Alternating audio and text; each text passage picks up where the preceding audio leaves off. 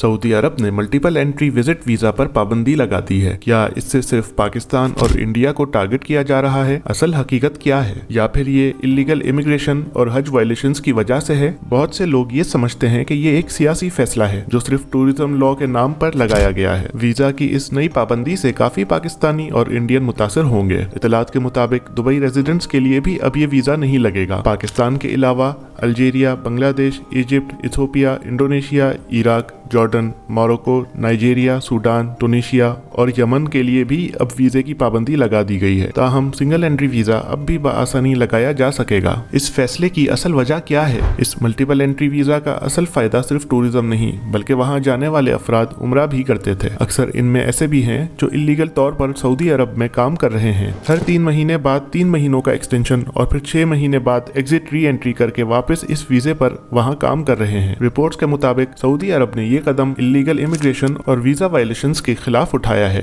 लेकिन बहुत से एक्सपर्ट्स का कहना है कि ये सिर्फ एक बहाना है और असल वजह रीजनल पॉलिटिक्स और पावर शिफ्ट है। पिछले कुछ महीनों से सऊदी अरब अपनी फॉरेन पॉलिसी और इकोनॉमिक पॉलिसीज में बहुत तेजी से तब्दीलियां लेकर आ रहा है और ये मल्टीपल एंट्री वीजा रिस्ट्रिक्शंस भी उसी का एक हिस्सा है। यह फैसला सिर्फ पाकिस्तानी और इंडियन ट्रेवलर्स को नहीं बल्कि बहुत से दूसरे ममालिक को भी मुतासिर करेगा, लेकिन सबसे ज्यादा असर उन लोगों पर पड़ेगा जो इस वीजा पर बिजनेस और वर्क परमिट ना होने के बावजूद सऊदी अरब में स्टे या बार बार विजिट करते थे। सऊदी अरब का पाकिस्तान और इंडिया के साथ एक मुख्तलिफ डिप्लोमेटिक ताल्लुक है। ये दोनों ममालिक सऊदी लेबर मार्केट और ट्रेड के लिए बहुत अहम है। हर साल लाखों पाकिस्तानी और इंडियन सऊदी अरब का रुख करते हैं, चाहे वो जॉब्स के लिए हो या जियारत और उम्रा करने की नीयत से। सऊदी अरब ने फिलहाल ये नहीं बताया कि ये पाबंदियां टेम्पररी हैं या परमानेंट, लेकिन कुछ डिप्लोमेटिक सर्कल्स का कहना है कि ये एक प्रेशर टैक्टिक भी हो सकता है। सऊदी अरब नई इन्वेस्टमेंट्स और इकोनॉमिक अलायंसेस के लिए नए ब्लॉक बना रहा है और हो सकता है कि ये डिसीजन पॉलिटिकल बार्गेनिंग का हिस्सा हो, लेकिन अभी तक सऊदी हुकूमत ने कोई वजाहत नहीं दी कि ये कदम मुकम्मल वीजा पॉलिसी ओवरऑल का हिस्सा है